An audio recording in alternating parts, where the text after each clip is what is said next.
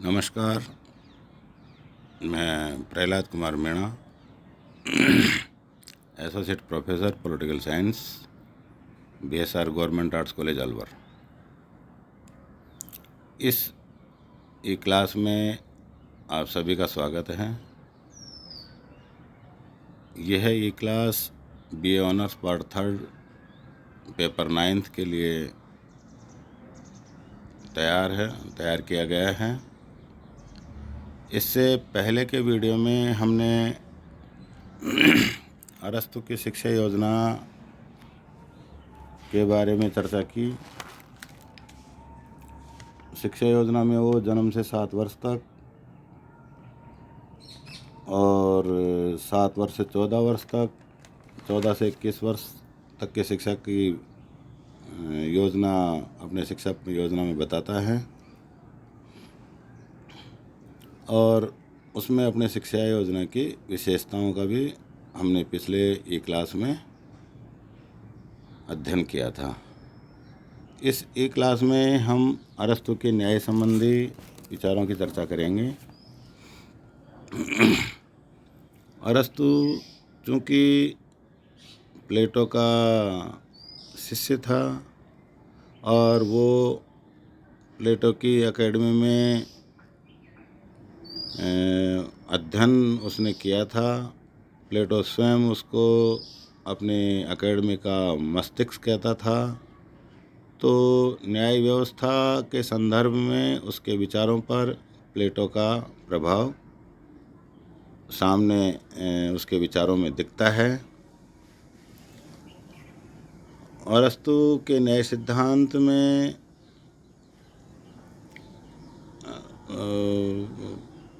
प्लेटो से कुछ अलग चीज़ें हैं। प्लेटो अपने न्याय सिद्धांत में कहता है कि व्यक्ति में जिस प्रकार के गुण हैं वह अपना गुण आधारित कर्म ही करे और दूसरे कार्यों में दखल नहीं दे, यही न्याय है। लेकिन अरस्तु अपने न्याय के सिद्धांत में कुछ अलग चीज़ें वो बताता है। एथिक्स जो उनकी रचना है उसमें न्याय व्यवस्था का विवरण वो विस्तृत रूप से बताता है। अरस्तु के लिए सर्वश्रेष्ठ न्याय वही है जो सब नागरिकों को उपलब्ध हो जाए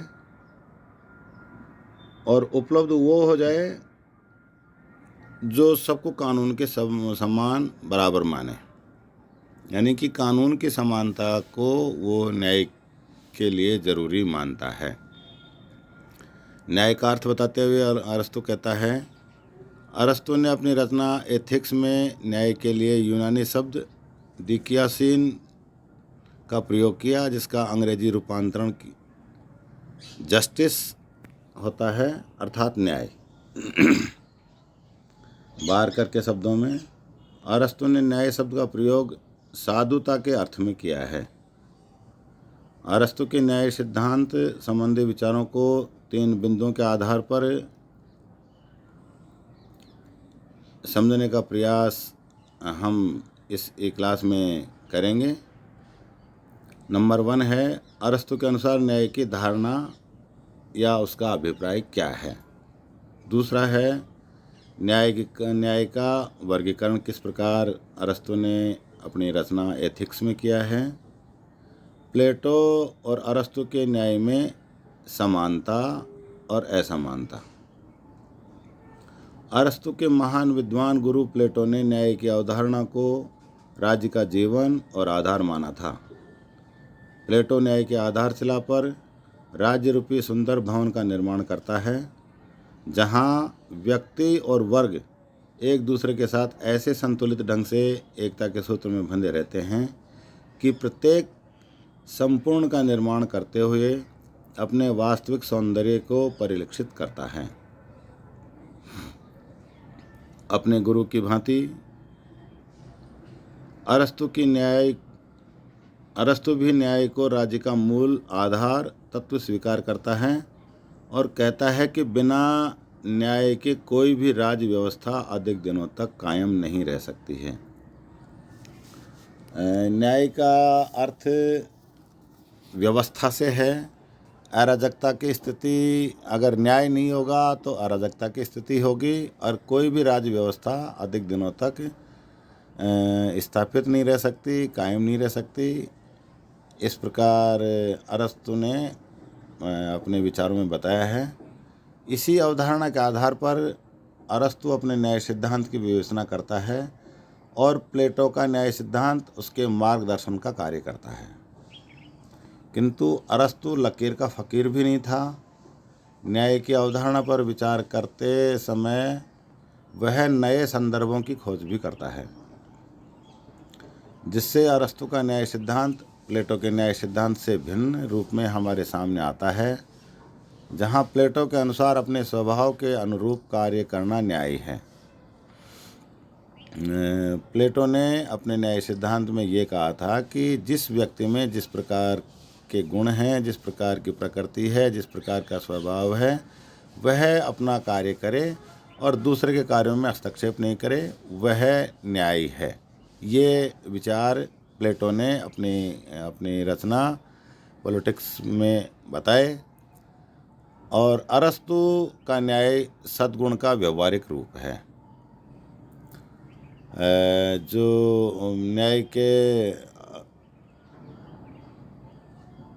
न्याय संबंधी विचारों को समझने के लिए जो 3 बिंदु अरस्तु ने बताए हैं, उनमें पहला है अरस्तु के न्याय की अवधारणा या अभिप्राय। अरस्तु न्याय को समस्त सद्गुणों का समूह मानता है। न्याय सद्गुण का व्यवहारिक रूप है। एक अर्थ में यह सद्गुण से भी श्रेष्ठ है। यह सद्गुण का श्रेष्ठतम व्यवहारिक प्रयोग है। दूसरे शब्दों में, जब समुदाय सद्गुण कार्य रूप में परिणत होता है तो न्याय का रूप ले लेता है। यानी कि अरस्तु कहता है कि जब सद्गुण कार्य रूप में परिणत होता है तो वो न्याय का रूप ले लेता है या वो न्याय होता है।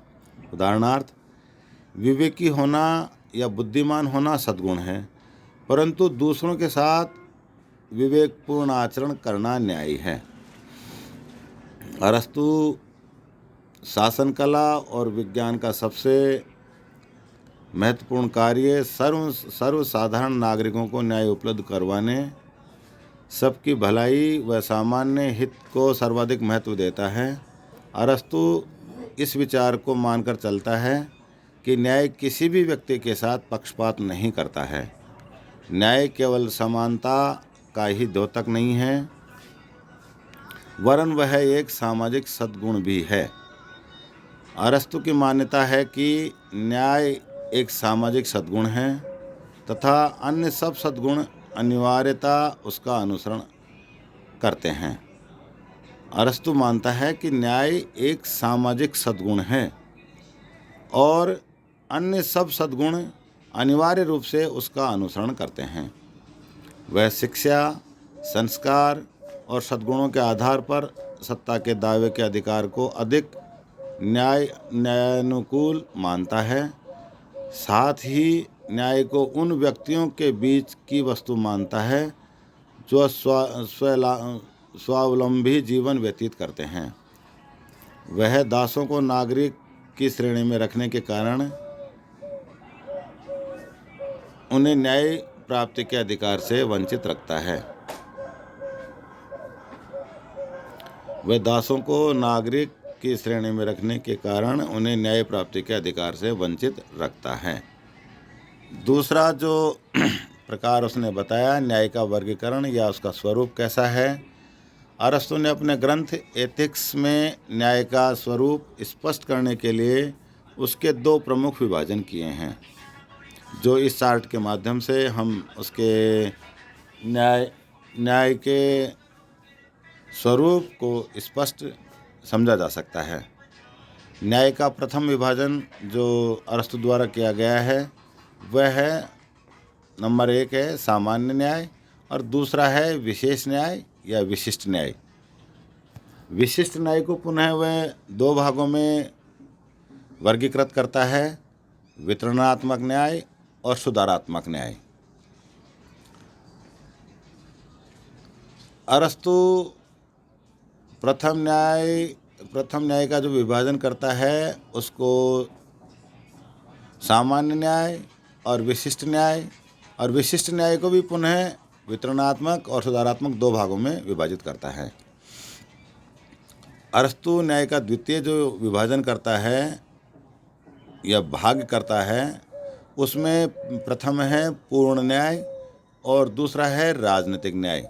राजनीतिक न्याय को भी पुनः वो दो भागों में विभाजित करता है, जिसमें नंबर 1 है प्राकृतिक न्याय और दूसरा है कानूनी न्याय।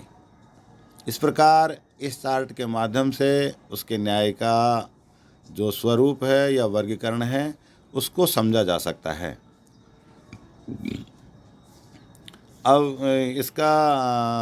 इस वर्गीकरण का हम विस्तार से इसकी व्याख्या समझते हैं कि सामान्य न्याय क्या है। इस न्याय का संबंध नैतिक गुणों से है, जो भलाई अच्छाई जैसे गुणों से संबंधित है।